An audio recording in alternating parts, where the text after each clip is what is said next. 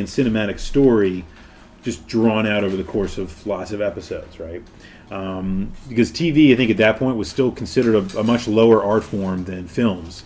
And so the TV show, even though it was ridiculously expensive, I just don't think it really ever kind of got the same kind of quality that people were looking for. So what you find with the new Battlestar, which is what I think we're pointing to here, is that it takes a great premise, a story, an idea even, borrows a couple of the good, good elements of it that are outside just that idea, outside the story, outside the setting itself, and turns it into something that's really, new, really fresh, really pertinent. I do understand Mr. K's thoughts. Mr. K very clearly disagrees with this in terms of it. Number one, obviously, it being kind of an open political critique, really being more about the kind of post-2001 America. I definitely do see that, but I think if you also kind of break yourself from that mode of thinking and you just allow yourself to kind of kick back and enjoy it, I think it's a very enjoyable series in that regard. And a lot of things try to make political points and fail miserably. I think it would be and there are way more of those than there are ones that make the point and do it well, right? I think Battlestar is an example of very good writing, very good story, and wonderful execution that I think makes a lot of compelling points in a world that was thrust into confusion after 9/11. So anyway, I don't know what does the chat room think about Battlestar? You guys all over it, or is it one thing? Is it one thing you wish you could forget?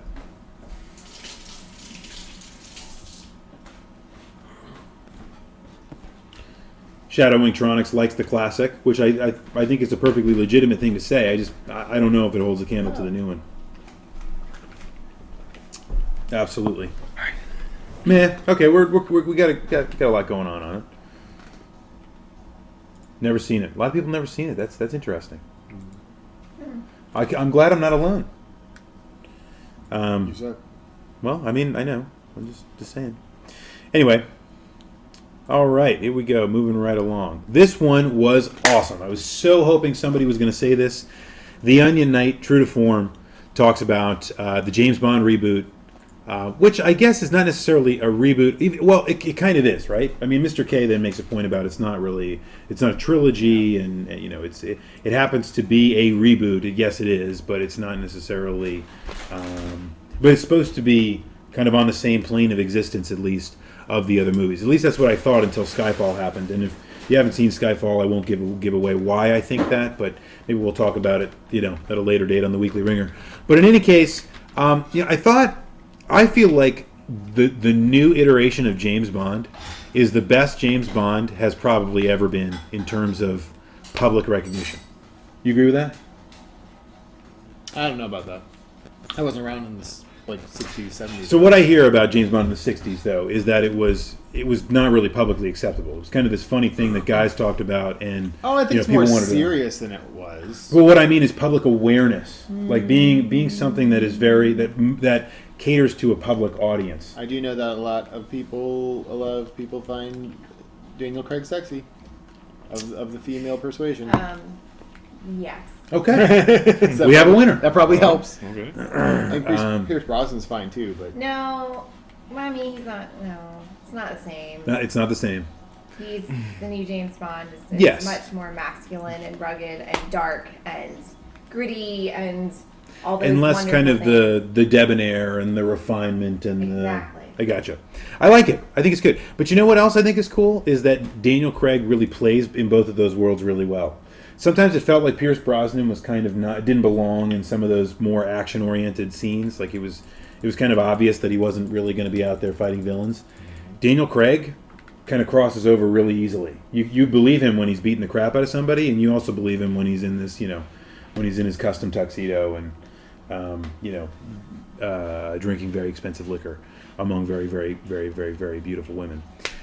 I think this is perhaps par excellence the best example of a reboot I can think of. I mean, it does exactly what it's supposed to do.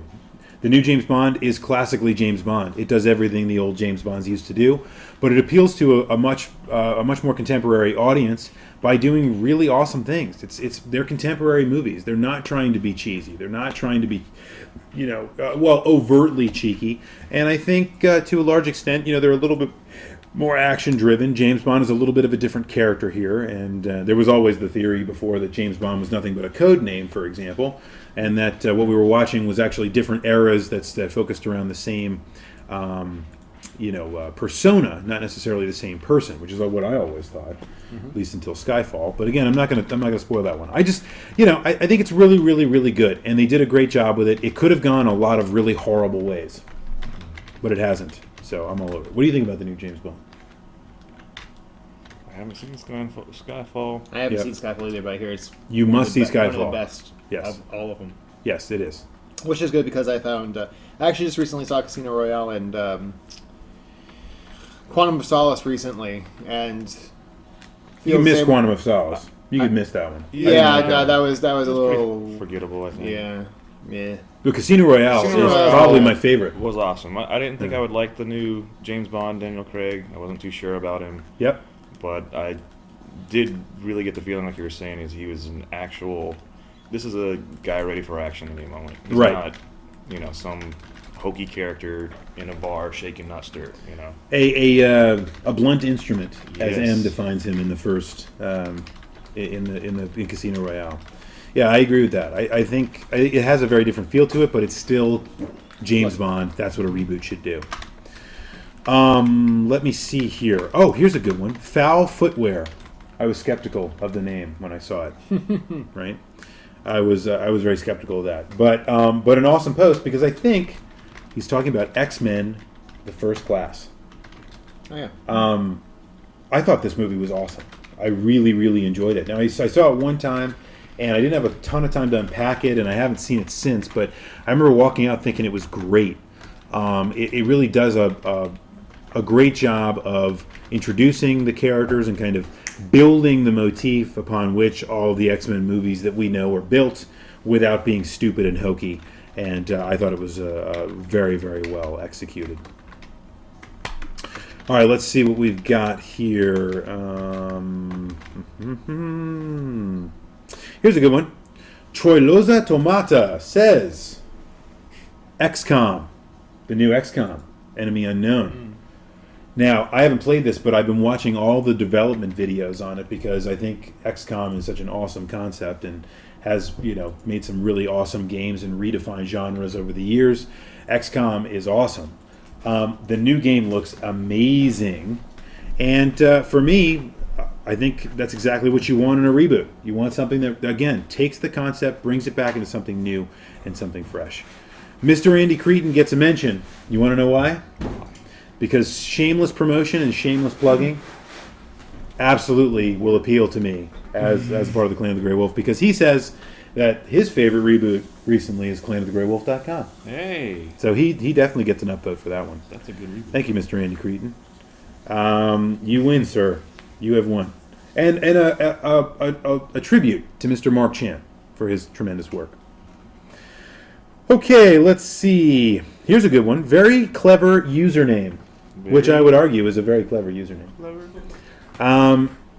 Said the new Judge Dredd movie. I've heard that's good. I have wanted to see this movie. And he never takes his helmet off. Nope, I'm loving it. And it's never this hokey. Look, there's nothing. I have nothing against Sylvester Stallone, nor do I have really much against the hokey ass movies in the 90s that they made that were just clearly over the top. Last Action Hero. I mean, the list goes on and on and on. All these really stupid movies that were made that were really, really hokey. I got nothing against that, but This guy. the idea of really putting that into a film, kind of starting over again and making things fresh and new is awesome. And clearly, I think they did a tremendous job with that. I've heard nothing but great things about this movie. I am the law. I am the law. There we go. You got to do that weird thing with your mouth when it's the law. Yeah, like that. That's Just it. like that. That's it. Perfect. Okay.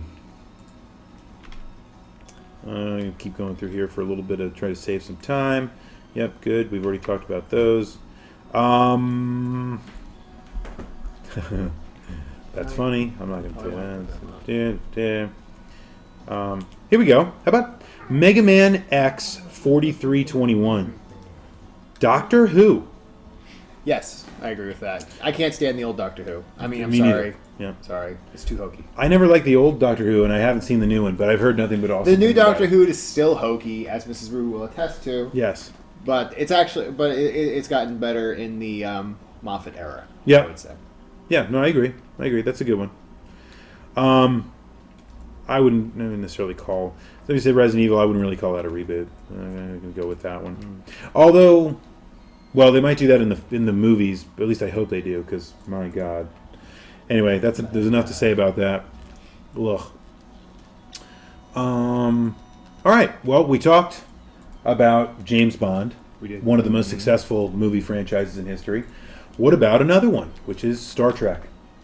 Yes. Well, I think Rue and my thoughts about it's this done are well. clearly documented. But what are your thoughts on the new Star Trek movie as your boss battling? As I'm boss battling and losing pretty bad, it looks like. Fail. This guy's pretty hard, though. And I love the old Star Treks. This reboot to me, well, I love it because it's more Star Trek. Mm-hmm. Now, the direction they took it is, in my opinion, of course, the movie was a little bit more action, less on the sort of drama, hokey, hey, Right. let's make a point about. Kind of a soap opera in space Exactly. / meets sci-fi. Right. Yeah. So I really enjoyed it, and I like the idea of, I know, a new universe, a kind of, everything's different, it's not the same anymore, Mm-hmm. Mm-hmm. can be jarring for people, nobody likes change, I get it. Yep. Exactly. But I think leaving it open so, you have somewhere else to go now.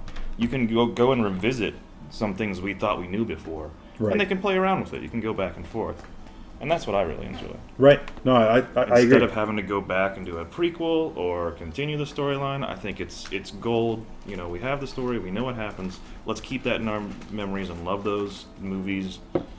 Yeah. And now let's see what else they can do. And keep them. I agree, and I think that's one of the reasons why I'm actually kind of looking forward to what Disney's going to do with Star Wars, because they're not going to crap all over the stuff that's out there, and they're certainly not going to redo them. It takes faith that they're not going to do that. No, but my point is they're gonna go and take these people that we know well, and they're gonna continue on into further generations, and I think that's awesome. Yeah. Because who wouldn't want more of that? I mean, well, We always want more Star Trek, right? yeah, or Star Wars or whatever else, right? I mean, people are never going to be satisfied no matter what's out there. There's always going to be the fan fiction crowd out there. They're trying to get things moving on a new project or whatever. So I like that. That's good. Evening Bean. What a cool name. Evening, B. Evening Bee. Evening Bean. How are you? First time poster. Welcome to the Weekly Ringer. I mentions the Rise of the Planet of the Apes, and not the Marky Mark reboot. Not the Marky Mark reboot? Not the Marky Mark reboot. Oh, Rise of the the Planet. new- Rise of the Planet of Gotcha. the Apes. Now, I had no desire to see that movie. Did you see it? I haven't. Did you see it? I heard did it's good. not. Mrs. Rue? No. Okay. Sorry. I had no desire to see this movie because it just didn't look like it was going to be compelling for the Planet of the Apes at all. Like I really liked the first movie. I really, really did. I didn't mind the Marky Mark reboot because at the end of the day, who cares? But I didn't walk into the theater going, man, I'm going to see the next cinematic masterpiece that clearly continues on the tremendous work of Charlton Heston. I didn't think about that. Maybe it's about expectations at the end of the day, right, guys? Yep. All right. How about John C. 911 talking about Fallout 3? Winner. That's fantastic. Fallout 3 is awesome. I think it's again perfect example of what a reboot should be, which is take old content, make it new, make it fresh, make it current, and it works. It just works. All right, let's do a little rapid fire. You guys ready to go? Mm-hmm. Here we go. Okay. How about Rayman Origins or Sonic reboots? There's a lot Too going many on Sonic there. reboots. The only game I've found worthwhile lately of Sonic is Generations. Yep. No, I know. That's mostly Yep. the old stuff. Yeah, I agree. Rayman, I can't speak to. I think Sonic could probably learn a lot from how they make new Mega Man games.